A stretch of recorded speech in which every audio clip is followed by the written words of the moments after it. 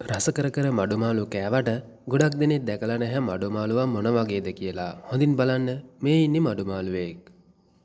මුහුදේ ඉන්න අනික් මාළුන්ට සාපේක්ෂව මඩුමාළුවගේ හැඩය වෙනස්. ඒ වගේම තමයි මඩුමාළුවට තියුණු කට්ටක් සහිත වලිගයක් පිහිටෙනවා.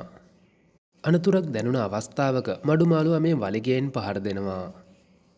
ඉතාමත් තියුණු තුවාල ඇති කරන්න මේ මඩුමාළුවගේ වලිගයට පුළුවන්.